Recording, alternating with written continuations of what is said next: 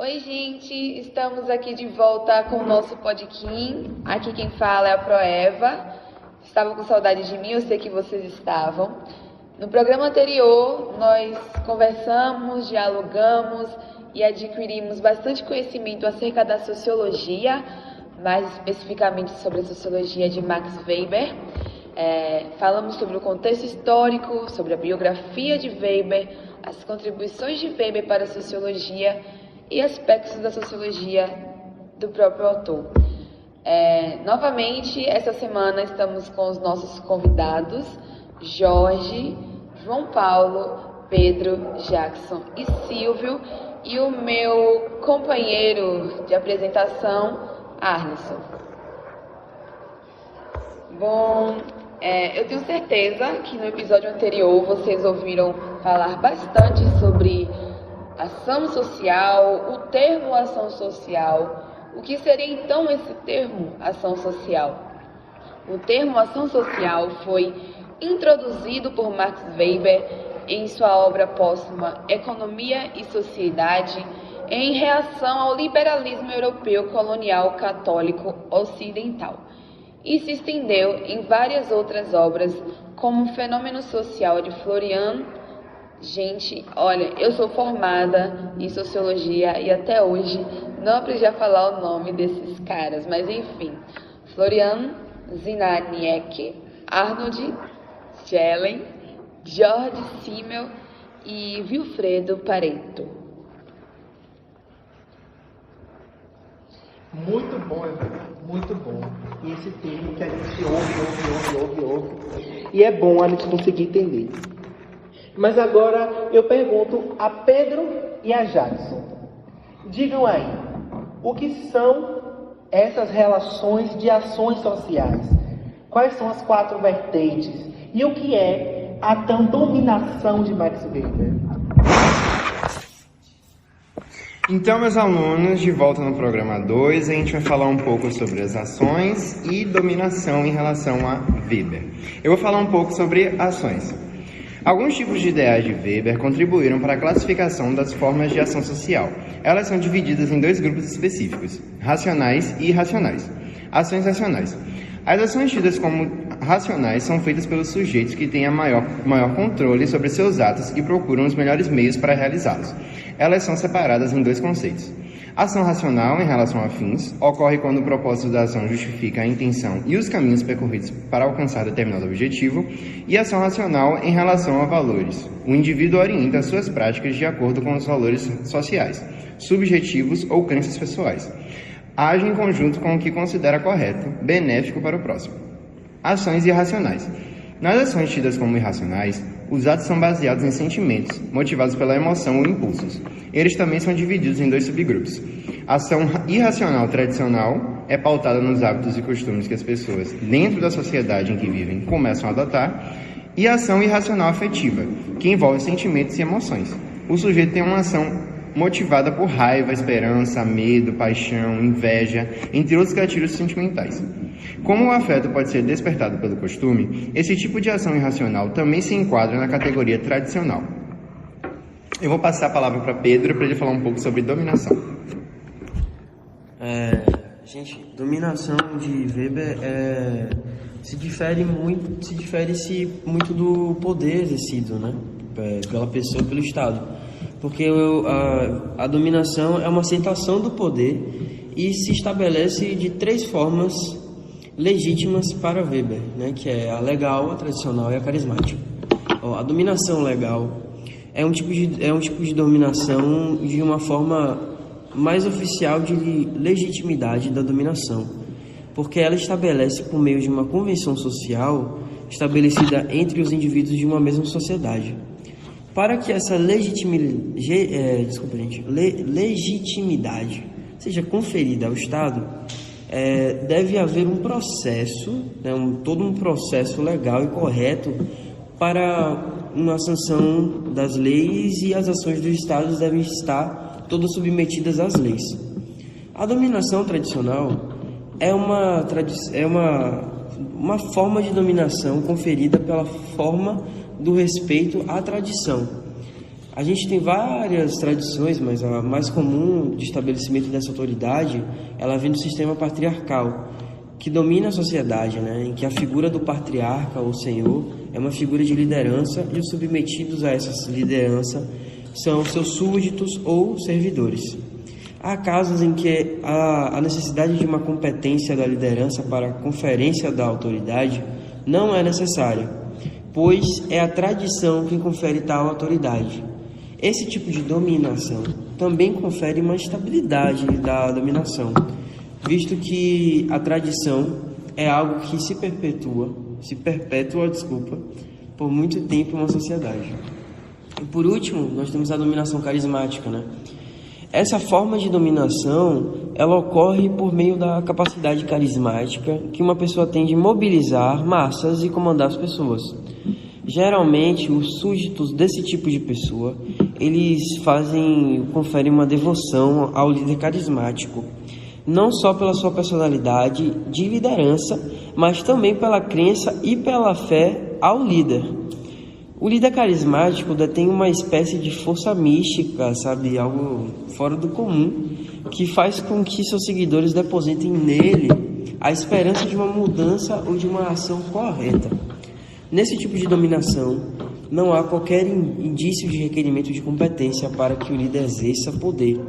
E, segundo Weber, é a forma de dominação mais instável, visto que, de uma hora para outra, os súditos eles podem perder o encanto pelo líder carismático. Coisas que a gente pode perceber hoje no cenário político brasileiro. É isso daí, Alisson. Obrigado pela fala. Muito bem. Porque a gente consegue entender como a sociedade ela é analisada, né? Como tudo fica bem claro.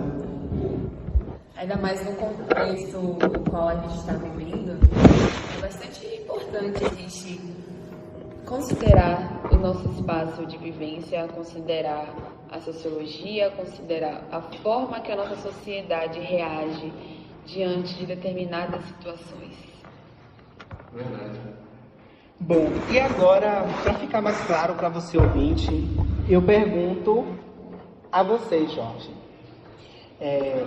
Me diga aí, exemplos para que nosso querido ouvinte consiga entender na prática como é que, não precisa conceituar todas, mas assim, essa ação social, essa dominação, como é que ela está na nossa sociedade?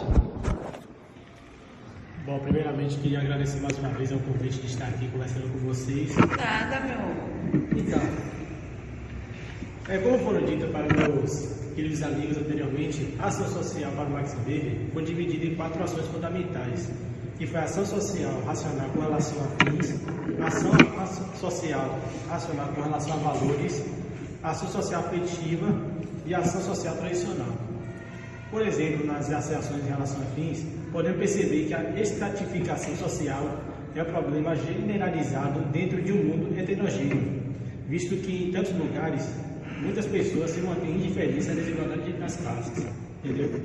Aí, falando das relações de valores, seria a mesma coisa que uma pessoa fala que precisa treinar bastante para conseguir um troféu e que também tem que trabalhar muito para ganhar muito dinheiro.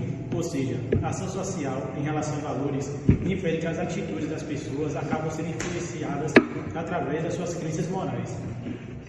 E citando a respeito da ação social tradicional, seria o mesmo quando a pessoa vai à igreja ajudar o próximo e até reciclar lixo, e são atitudes adotadas por muitas pessoas e que foram estudadas pelo sociólogo Max Weber. O hábito de assistir às missas todo domingo se torna um costume para alguém. Agora, um exemplo que posso dar a respeito da ação social afetiva é de um jornalista, Felipe Salgado, que tem 31 anos de idade, que comemora aniversário de uma forma bem diferenciada, como ele pede doações em vez de pedir presentes, dizendo: não quero roupa, não quero perfume, nem nada, eu só quero que vocês levem brinquedos. Eu sempre arrecado e logo depois do meu aniversário entrego em alguma comunidade carente. Poder levar o mínimo de alergia para essas crianças já é melhor que qualquer presente. Então, foi isso. Eu achei incrível o que você falou agora sobre esse Felipe Salgado, porque a gente está tão habituado no momento dos dias de hoje, na atualidade, a esperar tanto bem material. A gente direciona muito os nossos quereres, nossos desejos, as nossas ambições, as nossas finalidades ao que é material. E a pessoa assume uma postura de não, eu não preciso disso, não é bem material que vai me completar, e usar uma data importante, que é a data do aniversário, para promover o bem a outras pessoas e não apenas a si mesmo. Esses assuntos, assim, faz a gente refletir, faz até questionar, né? Como é que a gente faz, como é que a gente fica vendo essas situações? Será que a gente é egoísta ou será que a gente também faz a nossa parte? E agora eu pergunto a você, Silvio. Você que tem um mestrado na Unicamp, tem uma visão mais aprofundada sobre a sociologia. Eu pergunto a você um pouco sobre a dominação de Max Weber. Nesses conceitos, nesses exemplos, o que é que você tem para nos contribuir? Primeiro, são três dominações. Temos, como nossos amigos aqui, Jacques e Pedro falou, tem a dominação legal, a tradicional e a carismática. A legal tem a convivência tem parte das teorias do contratualistas, e a tradicional estabelecida um sistema mais patriarcal. A carismática, que é a capacidade de pessoas com uma lábia, vamos dizer assim, uma lábia que consiga atrair a pessoa.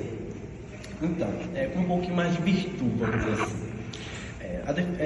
Um dos exemplos da dominação legal posso dizer assim, que são exemplos de forças das leis, o emprego que é empregado por forças da parte do Estado mesmo, por meio da polícia ou do Exército, contra a população e os indivíduos, que em sua maioria em um sistema de normalidade social, ou seja, quando não tem caos nem briga, aceita o poder do Exército por essas instituições, para que a legitimidade seja conferida ao Estado. No entanto, deve haver todo um processo legal e correto para a sanção das leis, e as ações dos Estados devem ser bem submetidas às leis. E agora, migrando um pouquinho para a dominação tradicional, que tem a ver mais um pouco com o patriarcal, eu posso dizer no período da colonização do Brasil, que é onde teve a produção açucareira, que quando o Brasil era colônia ainda, tinha um modelo muito patriarcal, que exemplifica perfeitamente a dominação tradicional. Assim, vamos dizer que os senhores de engenho eram líderes patriarcais que tinham sob uma tutela a esposa, os filhos e os escravos da fazenda. Os escravos não, os escravizados, vamos dizer assim, porque eles não eram escravos, eles não nasceram, eles foram escravizados da fazenda, e os agregados da casa, as pessoas que vieram morar lá para trabalhar. Todas essas pessoas viviam na propriedade do senhor de engenho e o respeitavam porque ele tinha um poder e ordem, a ordem tradicional. Falando agora da dominação carismática. A dominação carismática, por exemplo, ela tem uma dominação podemos observar os grandes líderes carismáticos com o poder de persuasão, que mobilizam as massas e mantiveram seguidores sob sua autoridade. Um exemplo desse tipo de dominação no Brasil ocorreu, como é que eu posso dizer, meu Deus? Ocorreu lá no Nordeste aqui do Brasil, com Antônio Conselheiro, que, por meio de sua capacidade de liderança carismática, fundou a comunidade de Canudos, com mais de 15 mil pessoas, virou uma cidade, teve muitas guerras, se eu não me engano, foram 4 tentativas de inimigo. O exército na época não gostava, que era uma sociedade bem socialista, que todo mundo ali o que era de uma pessoa era para todos. Então, eles não gostavam, aí foram 4 tentativas. As 3 primeiras não conseguiram, porque como eles tinham um conhecimento da terra,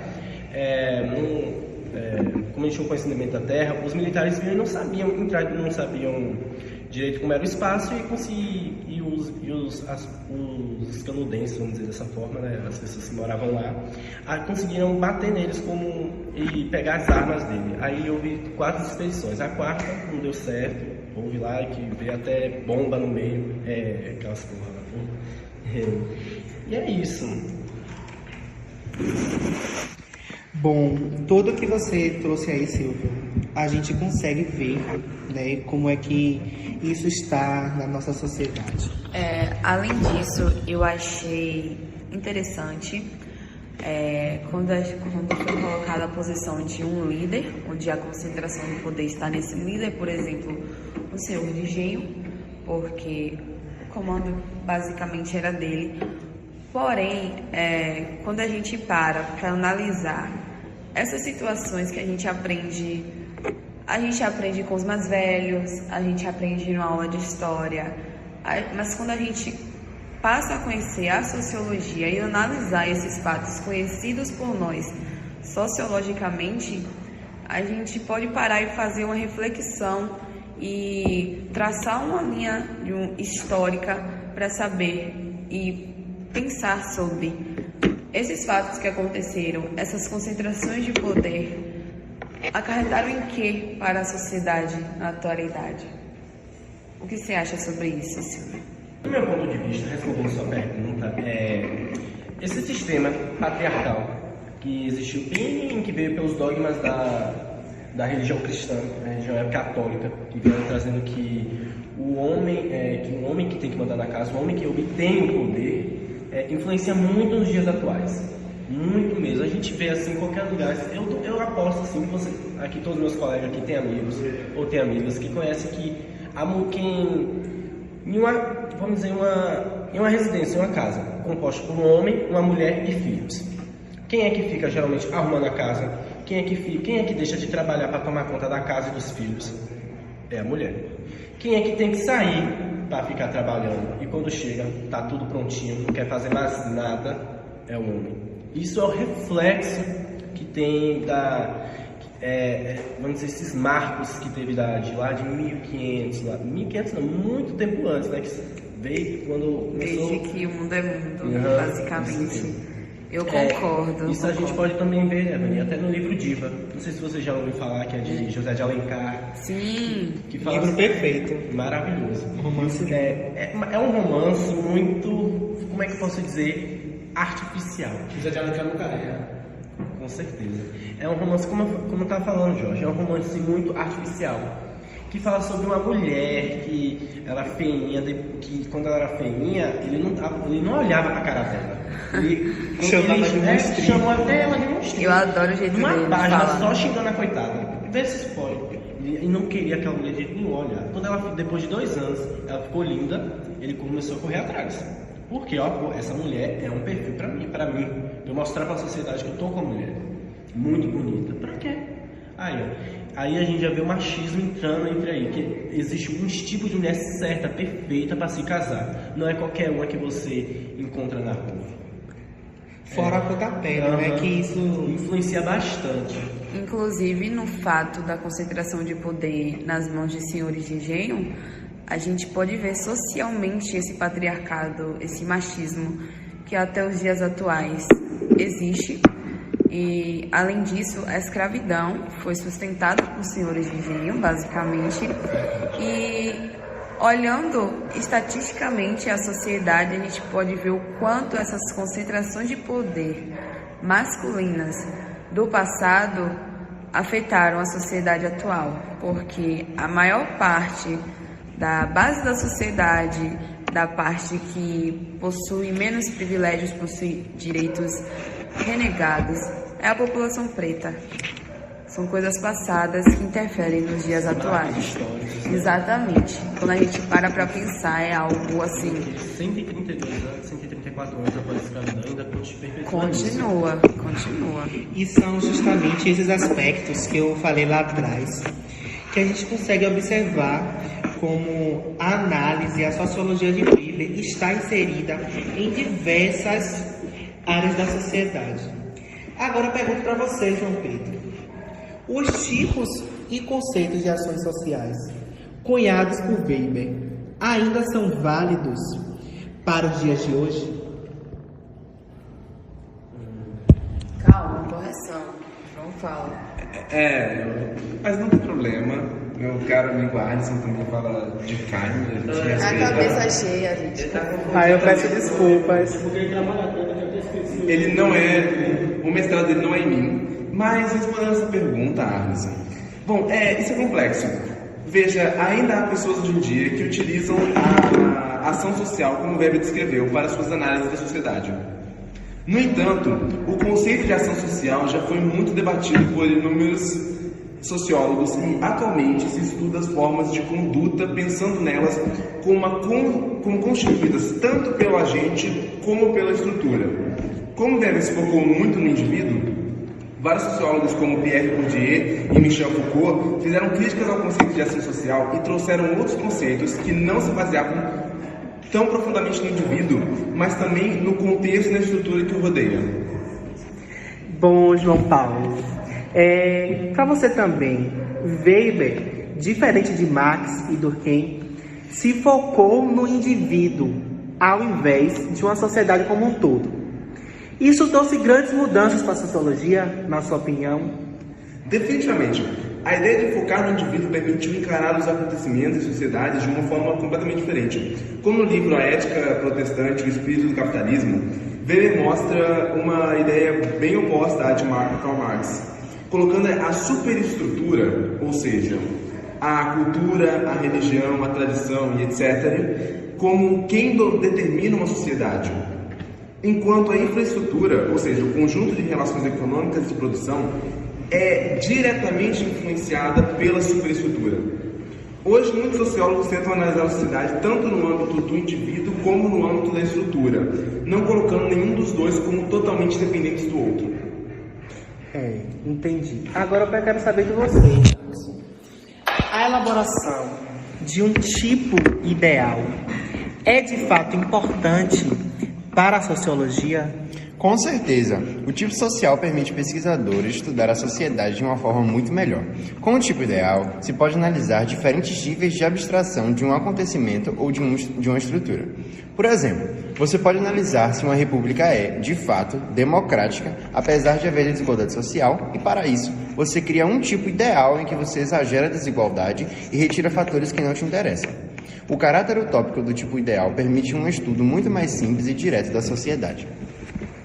Bom, Alisson tá falando, perguntando. Agora eu quero saber de você, Alisson, meu parceiro, minha dupla de apresentação nesse podcast. Weber pode realmente ser considerado um dos pais da sociologia? O que é que você acha? Me conte o que é que você acha. Na minha opinião, sem dúvidas. As contribuições de Weber para a sociologia são imensas. E a própria sociologia seria muito diferente se não fosse ele. Ele foi responsável por cunhar vários conceitos importantes e, como já falamos aqui, trouxe uma mudança na sociologia ao analisar com um foco no indivíduo. Além de ter debatido muito com as ideias de Marx, outros dos pais da sociologia, a importância de Weber para a sociologia é inquestionável. E fica claro em todos os aspectos trazidos, principalmente trazidos por Jorge e por Silvio, como eles demonstraram na prática, como essa sociologia, essa idealização de Max Weber está para com a gente na sociedade. Weber é o nosso reizinho. Bom, o podcast de hoje fica por aqui. Eu quero agradecer imensamente aos nossos convidados, repetindo, Pedro, Jackson, Jorge, João Paulo. Sem vocês, eu não sei como é que seria esse debate. Calma, Silvio tá aqui reclamando, mas eu não esqueço dele não. Sem vocês, não sei como seria o nosso debate de hoje, porque a presença de vocês contribuiu bastante para o nosso conhecimento. Muito obrigada a Arlisson, que mais uma semana estamos aqui juntos, Parceiros conversando. até o fim. Até o fim. Bom, galerinha, obrigado. Espero que vocês gostem. Que o nosso objetivo é de passar para vocês os conceitos de sociologia, os conceitos da sociologia e a visão de Max Weber tenham sido alcançados e compartilhem, né? Muito obrigado. Espero que vocês gostem do nosso podcast, né? O podcast é inspirado também nos químicos, né?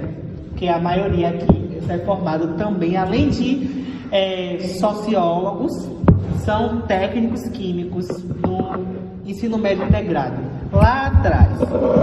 Mas esse é assunto para outro dia, tá bom? Isso. Beijão, gente. Tchau, tchau. Obrigada.